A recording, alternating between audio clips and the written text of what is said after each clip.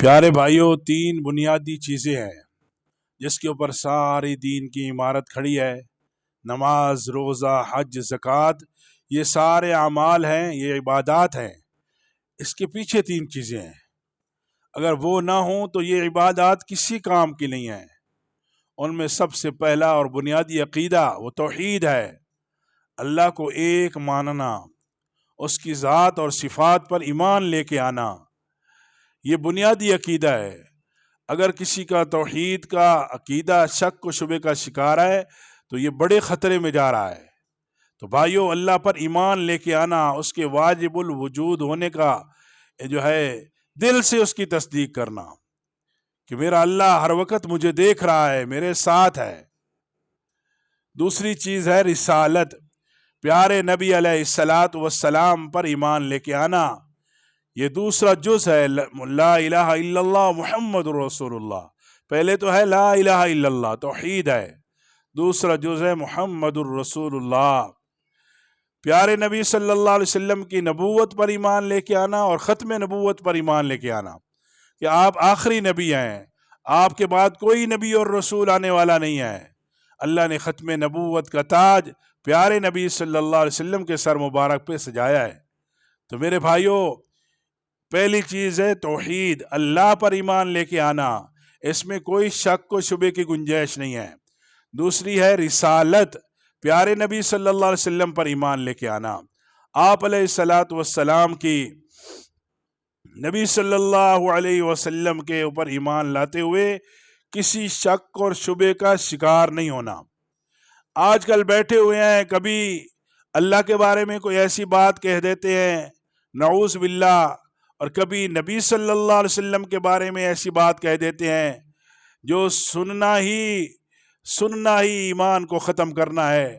ایسی بات کہہ دیتے ہیں جس سے آدمی سننے والا شک میں چلا جاتا ہے، شبے میں چلا جاتا ہے۔ اور یاد رکھیں، یہ جو بنیادی چیزیں ہیں، اس کے اندر اگر کوئی شک کرے گا اس کا ایمان چلا جائے گا۔ اس لیے ضروری ہے اللہ پر اعتماد، اللہ پر ایمان کامل ہو، پیارے نبی علیہ السلام کی نبوت اور ختم نبوت پر ایمان کامل ہو، اس میں شک و شبے کی کوئی گنجائش نہیں۔ تیسرا بنیادی عقیدہ قیامت کا ہے کہ قیامت ضرور آئے گی، اور اس کا ازلی علم اور جو ہے وہ اللہ کو ہے۔ کس دن آئے گی، کس وقت آئے گی، یہ نہ کوئی نبی جانتا ہے، نہ رسول جانتا ہے، نہ فرشتہ جانتا ہے، اس کا علم تو اللہ نے اپنے پاس رکھا ہے۔ تو پیارے بھائیوں، نبی صلی اللہ علیہ وسلم سے پوچھنے آتے تھے، یسألونک عن الساعۃ ایان مرساہا قل انما علمها عند اللہ۔ اللہ نے فرمایا آپ کہہ دیں اس کا علم تو اللہ کے پاس ہے، اور دوسری جگہ تھا عند ربی، اس کا علم تو میرے رب کے پاس ہے، لا یجلیہا لوقتہا الا ہو، اس کے ظاہر ہونے کا وقت اللہ ہی جانتا ہے، بس اس اللہ کے سوا کوئی نہیں جانتا۔ تو قیامت آئے گی ضرور، ادھا و امر، بہت سخت چیز ہے قیامت۔ تو میرے بھائیوں، اس کے اوپر کامل ایمان، یہ مغیبات میں سے ہے، الذین یؤمنون بالغیب، قرآن نے فرمایا غیب پر ایمان رکھتے ہیں۔ یہ ساری غیب کی چیزیں ہیں، ان کے اوپر ہمارا ایمان ہو۔ قبر میں زندگی ہے، قبر کی زندگی کا انکار کرتا ہے گمراہ ہے۔ اس لیے بھائیوں، قبر میں زندگی ہے، اور منکر نکیر جو آتے ہیں اور جو ہے وہ سوال و جواب کرتے ہیں، اور روح کا تعلق جسم کے ساتھ رہتا ہے۔